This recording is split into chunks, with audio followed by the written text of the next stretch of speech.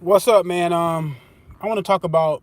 I seen a video with 78, and he was talking about the Deontay Wilder. Why Deontay Wilder, when if he's going to turn down the zone $100 million fight, why he should turn it down, and the parameters on why he shouldn't take the deal, or why it's good for him not to take the deal. He referred back to Manny Pacquiao versus Floyd. Everybody know how those negotiations were. Floyd tried to offer Manny Pacquiao a flat fee. We all know that. I believe it was like $50 million or 40, something like that. And everybody, including myself, I was saying Manny Pacquiao deserved more than that. But 78 even admitted that he said he thought that Manny Pacquiao should have took it. It's good money. And he said that he was wrong because Manny Pacquiao ended up getting more money down the line versus Floyd Mayweather, which he did. 6 years later from the first negotiations, 6 or 7 years later from the first negotiations. And he said that's the reason why Wilder should wait, because Wilder will be able to get more money if he get a better offer from Showtime, $100 million or whatever from Showtime, and then he go negotiate the Joshua fight. He will make more money. I agree with that. I do agree with what he said in his assessment. But my thing is this: the Manny Pacquiao and Wilder situation are totally different. We're in a different climate. When Manny Pacquiao came up, Manny Pacquiao had already had about two losses before he became a star. Before we even knew who Manny Pacquiao was, before he fought Barrera, he had already had two losses. So when he fought Barrera, that's what put Manny Pacquiao on the stage of, man, who is this guy? And then, you know what I'm saying, he started fighting Marquez, and then he started fighting, he had that draw with Marquez, then he started fighting Morales, and then he started moving up in weight and fighting other guys. And people did not worry about the fact that Manny Pacquiao had two losses. I don't even know that people even thought he had any losses. You know what I'm saying? Because a lot of people didn't look into his record like that. I mean, I knew he had a couple losses, but you know what I'm saying, Manny Pacquiao's success was mostly tied to the fact that he was moving up in weight and he was knocking guys off. And then when he knocked off Oscar, he became a superstar. You know what I'm saying? But what people fail to realize, before he even beat Oscar De La Hoya, he had already lost to Morales. People fail to realize that in the midst of Manny Pacquiao being a hot fighter and building up his name, he had already lost to Morales. So people did not tie losing to Manny Pacquiao, because they was looking at this guy like, man, this guy moving up in weight. This guy taking on all these featherweight legends like Morales, Marquez, Barrera, and he was taking them on back to back.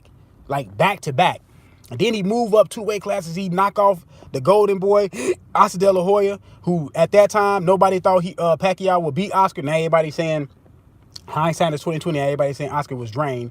But at the time, nobody thought he was going to beat Oscar, including myself. I thought Oscar was going to beat him. And then, you know what I'm saying, he started, beating other guys. He beat Joshua Clottey, who gave my guy Cotto hell. He fought he fought a lot of fighters moving up. Shane Mosley, he was just fighting guys, right? And so people didn't tie losing to Manny Pacquiao because they seen what he was doing. So it was a different climate. I understand what 78 is saying. He's saying that Wilder should wait and he'll get more money. But in boxing, you can't afford to do that, because look, case in point, like I said, Manny Pacquiao had lost to Morales the first time they fought.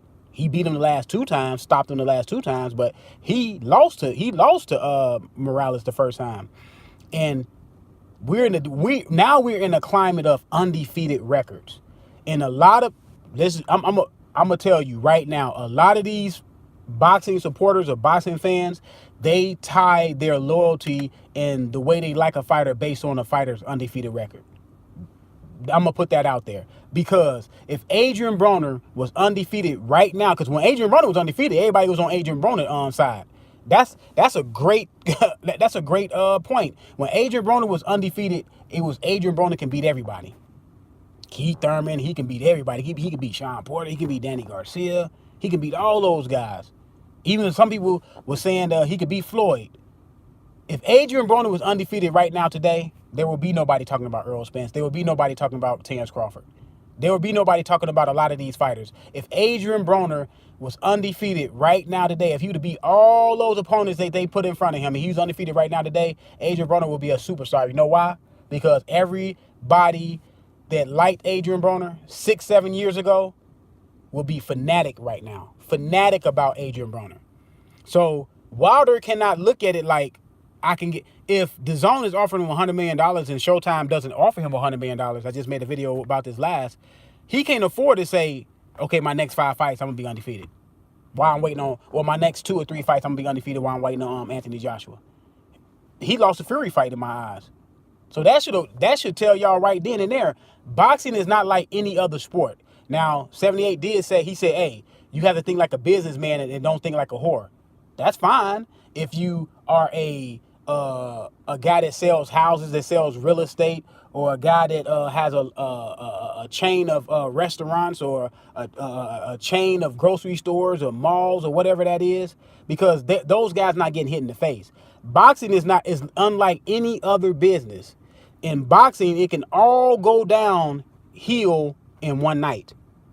All of that momentum that you built up for 10 years in your career can be gone in one night. So it's not a guarantee that that money is going to be there after you lose, because a lot of your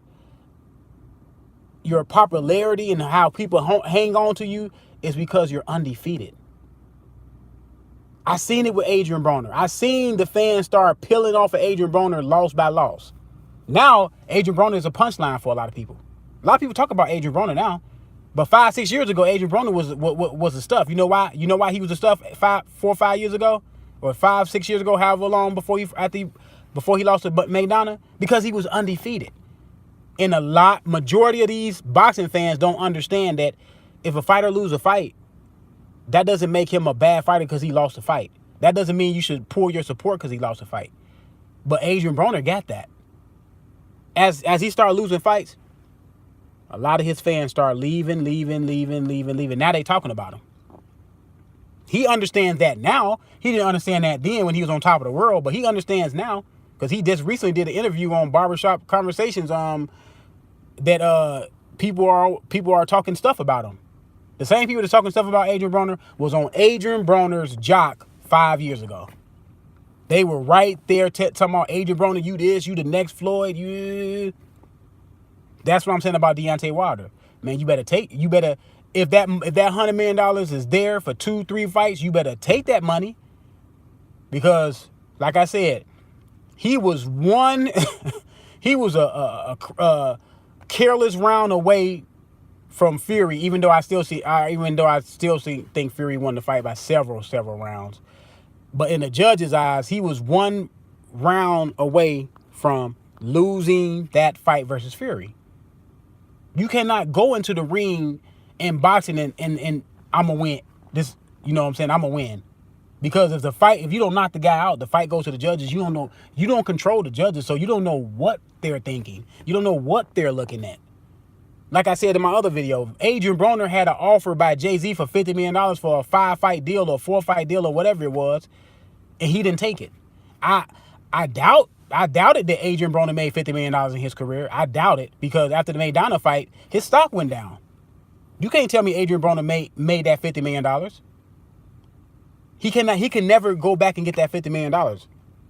He's not as hot as he was back then. He's not undefeated. We in the climate of Mayweather saying undefeated is the end-all be-all. And y'all let Mayweather get away with a lot of stuff, man. Not fighting this guy, not fighting that guy, because y'all was saying, oh, Mayweather, he deserves to do this. He earned the right to do this. He earned the right to duck that person. He earned the right to fight a Robert Guerrero or Berto. He earned the fight. He earned the right to do that stuff. Okay. So now that AJ is doing the same thing, because we kept telling y'all 5 years ago, this ain't no hindsight 2020. We was talking about this. Me, Zone, even 78 was on the phone with us. A lot of guys, Blood, all these guys was talking about boxologists, was talking about these guys that are coming up after Mayweather are seeing how Mayweather is acting.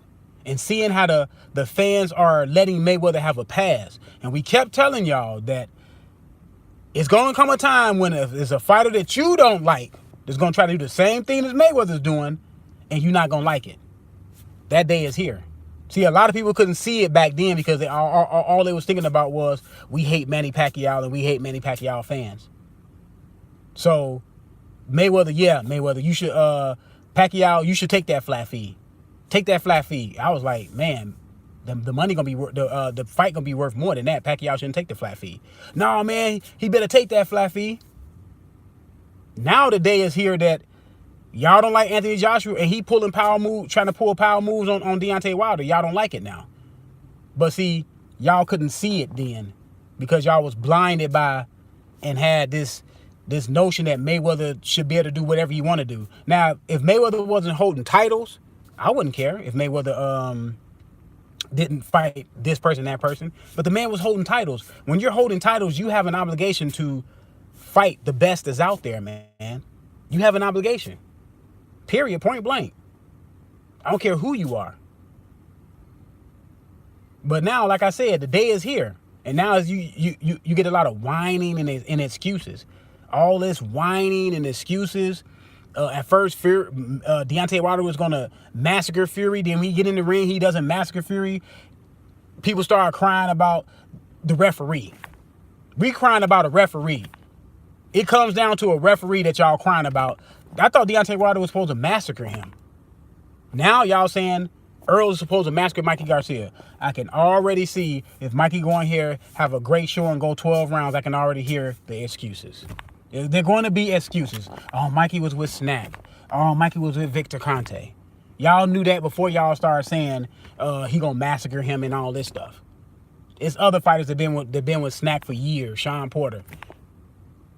A lot of fighters been with Snack for years. Nobody. Demetrius Andrade. You know what I'm saying? So come on, man. Just stop it. Like I said, Manny Pacquiao and Wilder were in different climates. It's a new climate. You got to understand that this climate is different than that climate. That climate, Pacquiao, his popularity was not tied to his wins and losses because, like I said, he had already. I see if Deontay Wilder had already lost, and then all of a sudden he just started taking off, knocking that guys out, it would be different because everybody would understand that he already lost. But people had already knew that Manny Pacquiao lost, and then they seen when he got beat by Eric Morales, and he still didn't lose popularity because he was moving up in weight, knocking bigger guys off. Deontay Wilder cannot move up in weight. He's at heavyweight. He cannot go anywhere. He cannot go anywhere. His last move is being undisputed, and that's it. Deontay Wilder go out here and lose to a nobody, then he lose to a Dominic Brazil or somebody like that. His stock is going to go way down. He's not going to get an offer like he did from the Zone again. Like I said, okay, if Showtime or Fox give him a bigger offer, fine. That's good. That's good that he got that. That he made them bid against each other. But if they don't give him the contract that the Zone was giving him, and there's people talking about some just wait into the Joshua fight, and then you beat Joshua, and then you will start making a lot of money from there. You can't afford to do that. You don't know how long Eddie Hearn gonna hold out Joshua. You don't know what plans Eddie Hearn got of Joshua, who Joshua gonna fight next. It could be 2 fights from now. It could be 3 fights from now. But like I said, man, I'm out.